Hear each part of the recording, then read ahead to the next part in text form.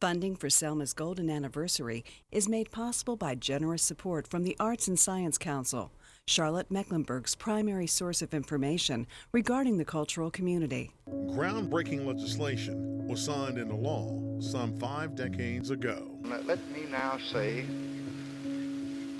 to every Negro in this country, you must register. You must vote. You must learn so your choices advance your interest and the interest of our beloved nation.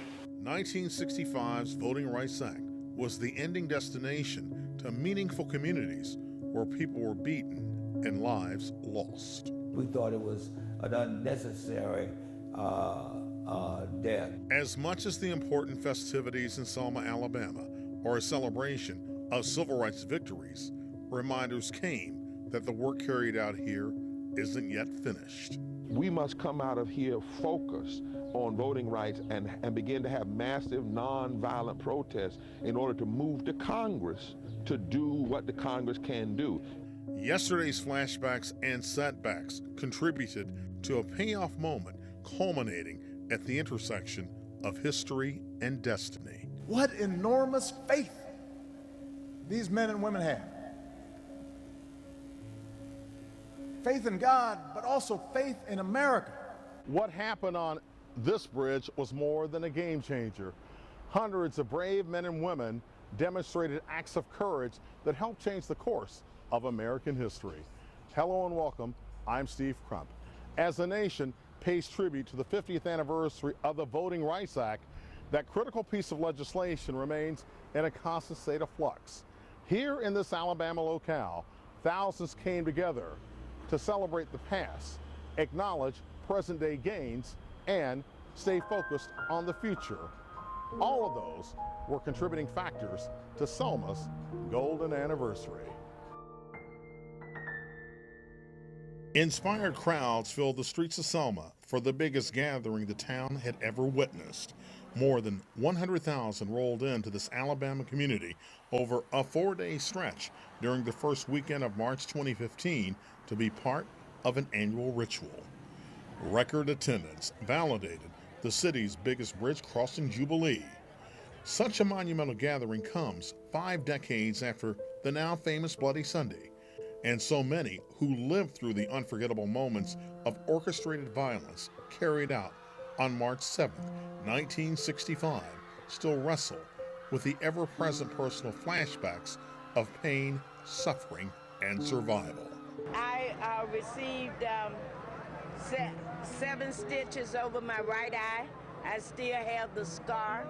I received 28 stitches in the back of my head. I have a knot back there now. Linda Lowry Blackman still calls Selma home, and so does her younger sister, Joanne Bland, who will never forget feeling trapped on what's become an iconic symbol. I stood on that rock, March 7th, 1965. Prior to walking right behind John Lewis and Hosea up to that bridge, the Edmund Pettus Bridge, to be beaten by law enforcement. The curious constantly trace the invisible footsteps and footprints once left along such a meaningful path by the brave and courageous who believed in a better day. What I remember most of the screams. People were screaming and screaming, and people were just laying everywhere like they were dead, bleeding, and not moving, and you couldn't stop to help them. You panicked. The what I thought were gunshots were the tear gas canisters. And when the tear gas burns your eyes, gets in your lungs, can't breathe, you can't see, you panic. Many important reminders of strength and solidarity came from the pulpit at respected and very well-established places of worship like Tabernacle Baptist Church. That's where mass meetings offered purpose and focus for the fearless then as well as now. Reverend F.D. Reese was among the local chief organizers in 1965. Now in his 80s, Reese remains one of the town's stalwart leaders and often stood alongside Dr. Martin Luther King Jr., who was absent on that fateful Sunday. Some of us were run out of the line because Jim Clark and his deputies, after beating us, pursued us. And we had to go all the way back to Brown Chapel Church. If there is one person who has emerged as the face as well as the heart and soul of Selma and Bloody Sunday, then look no further than Georgia Congressman John Lewis, who endured man's inhumanity. 50 years later, I don't recall, I don't understand how I made it back across that bridge, but apparently someone or some group or someone in a car or ambulance took me back to the church. I was right there on the bridge where the canister started and the people started coming back, and the horses. The overly aggressive actions exercised by local and state law enforcement officers extended across the Alabama River, and former Atlanta Mayor Andrew Young was among the many who made it back safely to the staging area of Brown Chapel. We had turned the house next to Brown Chapel into a clinic, and the people who were bleeding or who need stitches or had been seriously hurt were sort of laid out over there. Nobody died that day, but several local hospitals treated battered marchers showing signs of being bruised, injured, and abused. 40 years after this animosity was unleashed by local lawmen, the late Jim Clark, who tightly and deliberately held on to the reins of power as the sheriff of Selma and Dallas County, was located in an Alabama nursing home. Well-documented records of gross brutality left Clark in a deep state of denial. When the state troopers got there, they all fell down on the ground, and they pulled out straight razors, knives, broken bottles, and to attract the troopers. And troopers had nightsticks. None of my posse was in that. My posse came out on horses later on and pushed them back across the bridge. Despite the well-documented moments detailing organized resistance laid down by Sheriff Jim Clark and his cronies, a clear and well-defined imbalance of power demonstrated the need to bring change to this community. There were less than 70 black people registered to vote out of thousands, and each one of these had to be vouched for usually by a white person. That was before Bloody Sunday, and the powerful images which shocked the nation inspired the feds to act with deliberate urgency.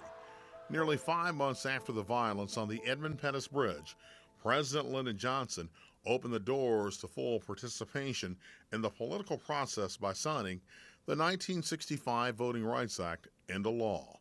Change gradually came to Selma. Ironically, Sheriff Jim Clark got voted out of office by many of the victims beaten on a day normally reserved for worship. And in 2000, James Perkins Jr.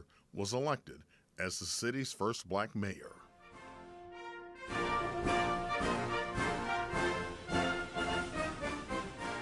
However, another defining moment validated the often painful work carried out here in the 1960s, when the first African-American president came to town celebrating the 50th anniversary of Bloody Sunday.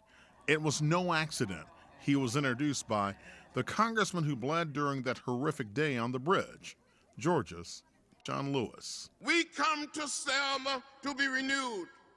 We come to be inspired. Our country will never, ever be the same because of what happened on this bridge.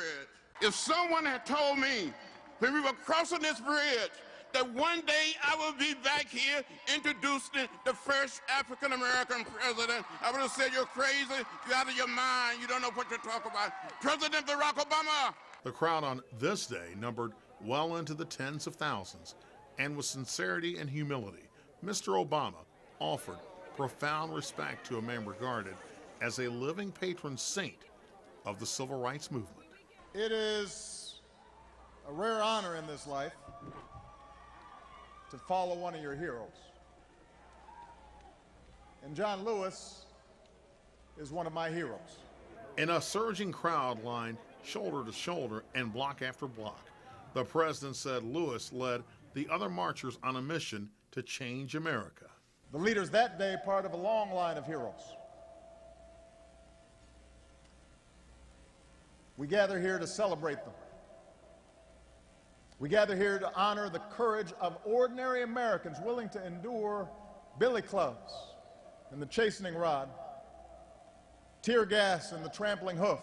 Men and women who, despite the gush of blood and splintered bone, would stay true to their North Star and keep marching towards justice. Taking to the streets here came as a result of one man being murdered during the voting rights fight.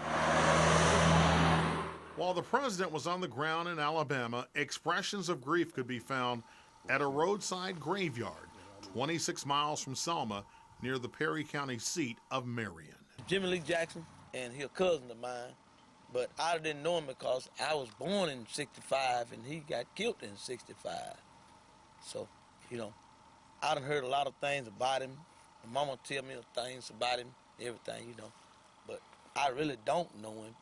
But I respect the man for the thing that he did. Jimmy Lee Jackson was defending his mother from police brutality and ended up being shot to death by an Alabama state trooper at a voting rights rally in Marion.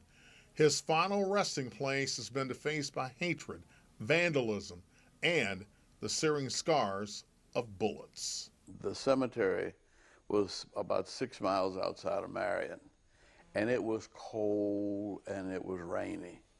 And we were carrying the body and walking behind it. They shouldn't have shot him. They did it and broke this mother's heart. All of us were mad at Jimmy Lee Jackson being killed for nothing. And it is out of that discussion that the march on behalf of the right to vote evolved. The enormity of their hardship provided inspiration to a sitting president who was just 3 years old in 1965. And the change these men and women wrought is visible here today in the presence of African Americans who run boardrooms, who sit on the bench, who serve in elected office from small towns to big cities, from the Congressional Black Caucus all the way to the Oval Office. As much as Barack Obama's visit to Alabama is remembered for being rooted in history, his actions symbolic and ceremonial. The president crossed the Edmund Pettus Bridge holding hands with Congressman John Lewis and Mrs. Amelia Boynton Robinson, who were part of the 1965 violent protest. That bridge is a real symbol of the civil rights days, but really a symbol of overcoming obstacles to justice. Justice was delivered by Dr. King and his legion of followers 18 days after Bloody Sunday, when more than 25,000 arrived at the state capitol in Montgomery. One day after Mr. Obama's cherished strides, admirers of such a rich past embarked on a similar journey along downtown streets and across the Alabama River by passionately following such a meaningful path taken by courageous generations earlier. A half-century ago, protesters left Brown Chapel and went through these streets by dramatizing a great need for their voices to be heard. During 2015, a similar path was taken, but demonstrators came with different agendas. The theme regarding the importance of black lives remained constant, and in this procession came images of individuals who lost their lives during the voting rights campaign. Jimmy Lee Jackson and Viola Liuzzo. Also remembered 13-year-old Virgil Ware, who was shot to death on the same day and in the same town that 4 little girls lost their lives through an act of domestic terrorism during a Sunday morning bombing at Birmingham's 16th Street Baptist Church. The crowd on this bridge reflected a cultural melting pot and contributing to the diversity, a dance troupe from South Africa. Whenever I see that bridge, I think about how sacred it is. I think what happened on Bloody Sunday was sacred. It was sacred because blood was spilled. It was sacred because sacrifice was made. Alabama's US 80 is known as a place of personal sacrifice. It is the paved ribbon of asphalt connecting Selma to Montgomery, and the longest stretch of this storied highway between the two cities can be found here in Lowndes County. Many who come back to pay tribute remember it as Bloody Lowndes County. Historic accounts describe Viola Liuzzo as a civil rights heroine, and with good reason. Lowndes County is the place where she was fatally shot after taking voting rights protesters to and from the airport.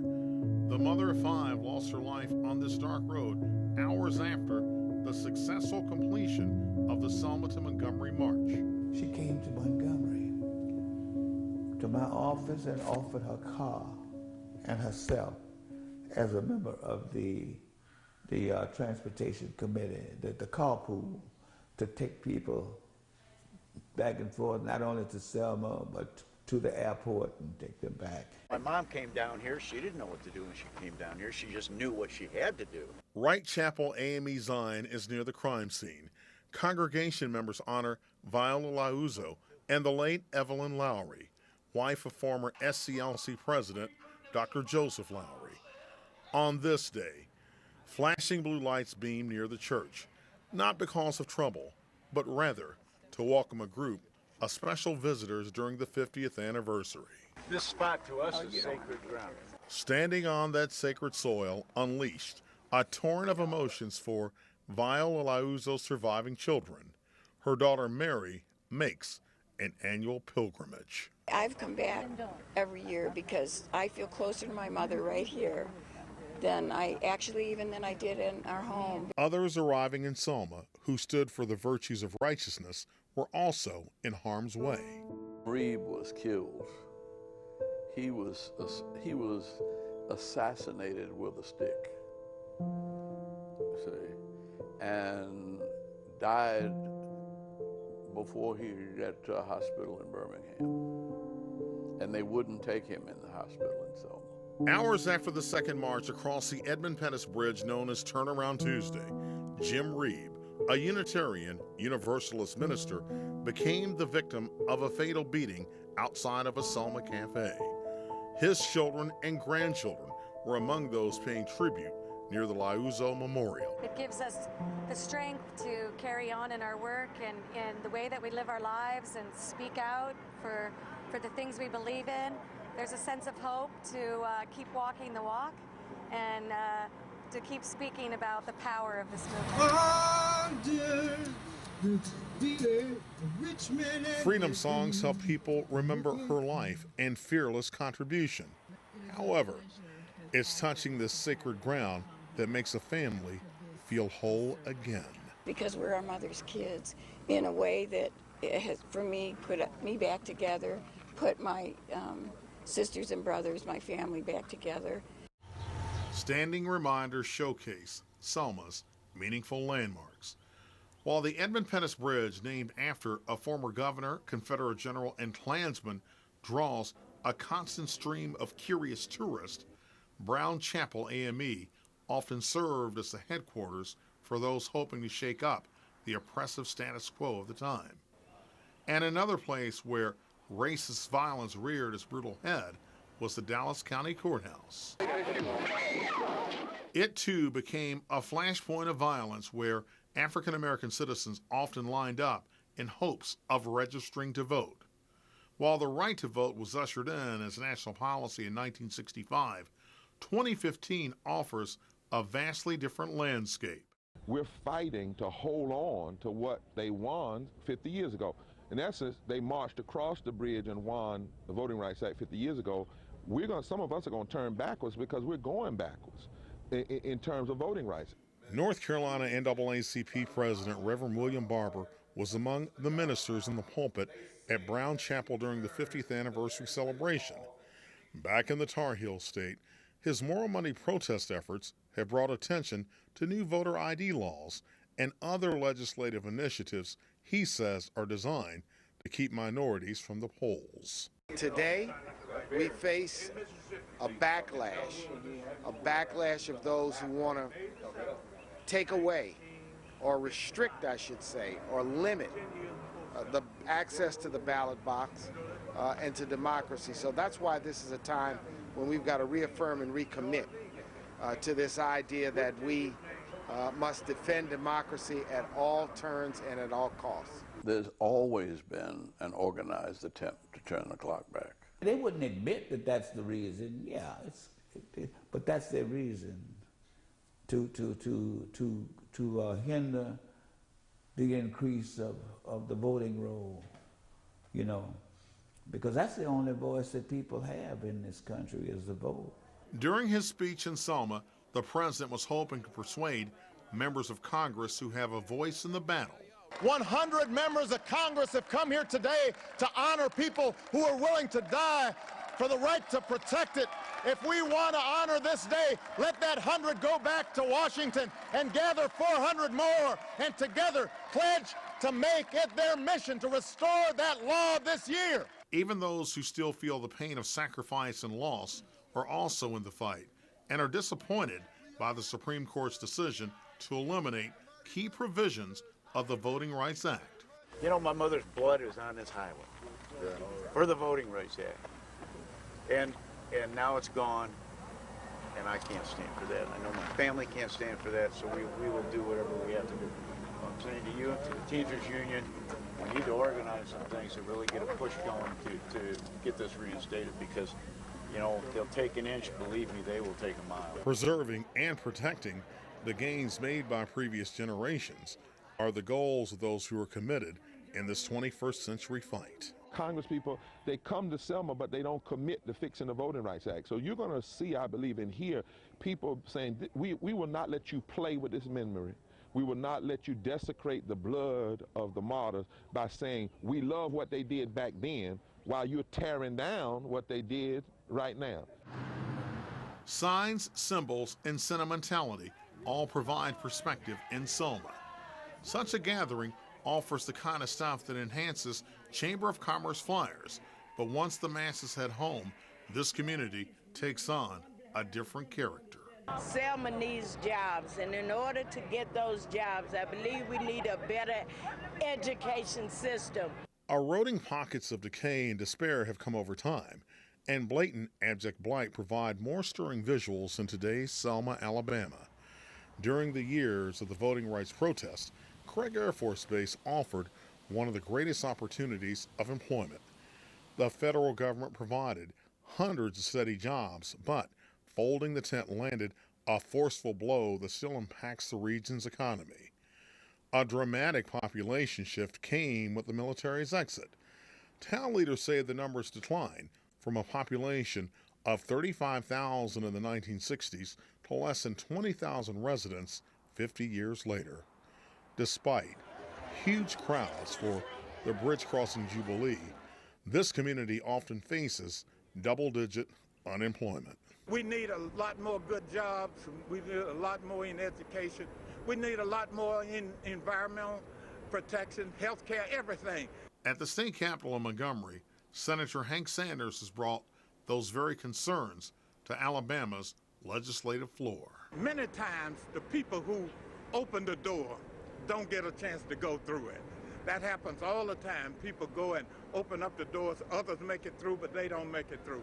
Selma opened the door, and a lot of cities benefited from that. What we're dealing with now is economics, and it's unemployment, and we have not done the groundwork to deal with poverty that we had done to deal with political and social rights. Selma gave so much to the world, this nation. It's time for people to give back to Selma. That's why you have these great cities, Atlanta and Charlotte and New Orleans and Houston and Dallas and Memphis, all in the South, all made possible by what Selma done. But Selma got left behind in the process. That's why I believe that Selma has to reap some of what it sowed. I believe it's harvest time for Selma. During the festivities embracing such a harvest came the reminders from this group known with a verifiable and troubling past. Printed flyers trumpeting targeted messages were left behind by the Ku Klux Klan, and the recruitment brochures found their way into several African-American neighborhoods. The literature showed up near Elsie Pickett's doorstep while the president was speaking at the Edmund Pettus Bridge. This ain't gonna never be over. They hides now. They got on suits and they in the office. They took the sheet off. You don't know who they are now. Your mailman, your postman, anybody, insurance man, you don't know who they are now. Standing room only for such a historic occasion offers the lasting lessons of history and heritage. But longtime residents worry that many of these teachable moments may turn into faded memories. I've started right here. Come back, see what you can do. Social change is like a jigsaw puzzle. Everybody has a piece. Georgia Congressman John Lewis offers a powerful living example of what social change can do. Selma helped change not just America, but the world. It gave people hope, a greater sense of optimism. So if the people in Selma can do it, then we can do it. So many lessons from here are deeply etched into the American psyche. Among the important takeaways from this locale is understanding that the fight for social justice and racial equality is a constant work in progress. That's Selma's golden anniversary. From the Edmund Pettus Bridge, I'm Steve Crump. Thanks so much for joining us.